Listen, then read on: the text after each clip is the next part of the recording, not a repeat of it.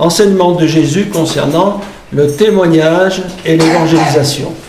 Voilà quelque chose que le Seigneur nous laisse dans sa parole, cet ordre d'annoncer la parole de Dieu, et on peut lire déjà dans l'évangile de Marc au chapitre 16 et au verset 15, on retrouve à peu près les mêmes choses dans l'évangile de Matthieu. Voilà Jésus qui, après être ressuscité, va monter au ciel et il donne un ordre à toute son Église qui, à travers les siècles, va annoncer, elle aussi, le message de l'Évangile. Alors lisons dans Marc, chapitre 16, verset 15. Vous connaissez ce texte, j'espère. Il est très connu et il vaut mieux s'en rappeler pour le mettre en pratique. Hein. Voilà. Voilà. Puis il leur dit, allez par tout le monde et prêchez la bonne nouvelle à toute la création. Celui qui croira et qui sera baptisé sera sauvé, mais celui qui ne croira pas, il sera condamné. Donc voici un ordre particulier du Seigneur, allez par tout le monde. Et il y a deux mots donc qui vont faire l'objet de notre attention, évangéliser ou évangélisation et témoignage. Ça se complète. Alors, évangéliser ou évangélisation, qu'est-ce que c'est? Eh bien, c'est un effort que vont faire les chrétiens, on va parler de l'évangélisation, pour propager cette bonne nouvelle dans le monde entier. Il y a les missionnaires qui partent un peu dans tous les pays pour annoncer cette bonne nouvelle, les églises locales. Et l'évangélisation, donc, c'est un effort pour qu'une multitude entende le beau message de l'évangile. Multitude. Alors il y a toutes sortes d'efforts qui sont faits par la radio, la télévision, dans les assemblées, on prêche l'évangile, mais surtout un message simple pour convaincre tous ceux qui ne connaissent pas le Seigneur, tous ceux qui n'ont pas rencontré véritablement le Seigneur. Ce message d'évangélisation ne concerne pas une étude biblique, connaître bien toute la Bible, mais plutôt d'annoncer Christ. D'annoncer Christ, ce qu'il est, ce qu'il a fait pour nous, appeler à la repentance, aussi proclamer la délivrance morale et spirituelle, qu'on va parler du péché, parler de la vie nouvelle, parler vraiment de l'amour de Dieu pour chacune et chacun d'entre nous. Et surtout, annoncer Christ. Et dans le monde entier, depuis longtemps, et surtout dans les 100 dernières années, il y a eu des gros efforts d'évangélisation, des églises ou un groupe d'églises a prié, s'est tenu devant Dieu et a organisé une grande réunion d'évangélisation. On peut parler de Billy Graham qui a visité le monde entier, où il y avait des foules de 10 000, 20 000, 100 000 personnes. Dernièrement au Nigeria, il y avait plusieurs millions de personnes qui sont venues entendre l'évangile. Et ça, c'est merveilleux. Parce qu'il y a des gens qui sont là, malheureux, qui ne connaissaient rien, ou même des gens religieux, mais qui n'avaient pas compris le salut, entendent ce message, et souvent, à chaque message, donc dans une réunion d'évangélisation, où souvent on fait un appel pour tous ceux qui veulent donner leur vie en Jésus-Christ. Voilà, ça, j'appellerais ça, c'est un effort pour répandre abondamment cet évangile. Il y a d'autres efforts qui sont faits par les stands bibliques. Voilà, ça c'est l'évangélisation. Et il y a aussi le témoignage.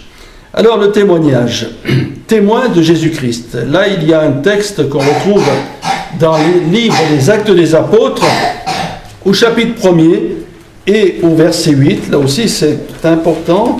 D'abord parce que lorsque Jésus parle, il va monter au ciel. C'est le jour de l'ascension. Il est sur le mont des Oliviers.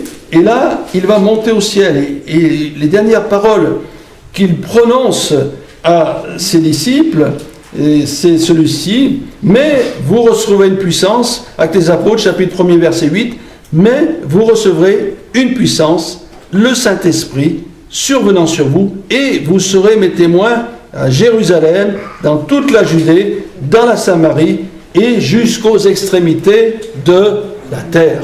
Si l'évangélisation en général nous parle de contacter le maximum de personnes, de répandre cette nouvelle le plus possible, le témoignage, il est surtout individuel. Voilà. Le témoignage, il est individuel, et Jésus invite donc ses apôtres d'abord d'être des témoins en Judée, là où ils se trouvent, et ensuite en Samarie, là où l'évangile n'a pas encore été prêché, et puis et puis à Jérusalem. Et là, on retrouve par exemple, Philippe, là, qui va commencer à annoncer l'évangile en Samarie. Donc, le mot employé, le mot témoin, dans le texte original, ça veut dire martyr. C'est bien drôle, hein, mais c'est comme ça. Et oui, et si Jésus nous donne la puissance du Saint-Esprit à tous ses apôtres, c'est justement que ça va être difficile. Ça va être difficile parce que le message de l'Évangile, il n'est pas un message comme les autres. Ce n'est pas un message qui s'accommode à tous les péchés, à tout ce que les hommes et les femmes peuvent faire. Au contraire, le message de l'Évangile est un message saint qui annonce la personne de Jésus et une vie sainte. Et c'est pour ça que les chrétiens de tous les temps ont été confrontés à de grandes persécutions. On peut penser aux premiers chrétiens, à Rome, qui ont été persécutés. Il y a eu donc de grandes persécutions. Pourquoi ? Parce que la vie sainte des chrétiens, elle confondait l'immoralité des Romains.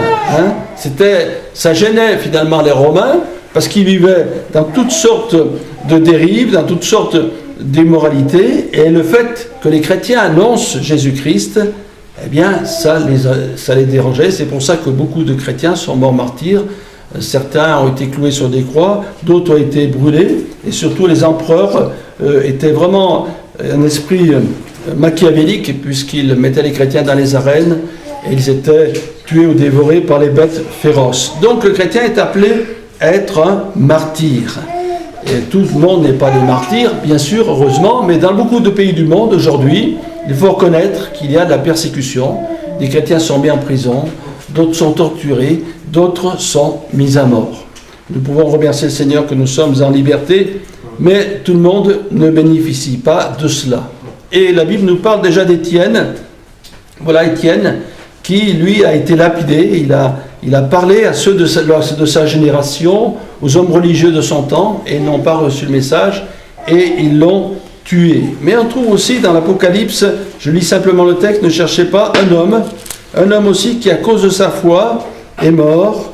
Et si la Bible en parle, c'est pour nous montrer justement le courage de tous ces chrétiens qui, ne renient pas le Seigneur. Jésus, n'oublions pas, a dit ceci, que celui qui aura honte de lui et de ses paroles, Jésus aura honte de lui dans le ciel. Donc, il est important, pour le chrétien, qu'il réalise qu'il doit être en tout temps un témoin. Alors, dans l'Apocalypse, je lis ceci, une lettre qui a été écrite à l'église de Pergame. Je sais où tu demeures, je sais que tu es là, le trône de Satan. Voilà. Et tu retiens mon nom, et tu n'as pas renié ma foi, même au jour d'Antipas, mon témoin fidèle, qui a été mis à mort chez vous. Voilà. Antipas, ce chrétien, a été mis à mort à cause de sa foi. Donc, sans aller jusque-là, espérons que nous aurons la liberté toujours d'être chrétien et d'annoncer l'évangile. Le témoignage est important. Il consiste à dire avec clarté et vérité ce que le chrétien a vu et expérimenté concernant sa foi en Jésus. Alors il y a des mots qui ressortent avec clarté et vérité. Le témoin n'est pas celui, comme l'avocat, qui va défendre la cause de quelqu'un. Lui, le Seigneur lui demande de dire simplement ce qu'il a vécu, avec beaucoup d'exactitude. Voilà. Le témoin, c'est celui qui dit, voilà, il s'est passé ça dans ma vie. Et c'est pour ça qu'un témoignage n'est pas nécessaire qu'il soit très long, parce que le principal, c'est d'annoncer Christ. C'est d'annoncer l'expérience que nous avons faite avec Christ.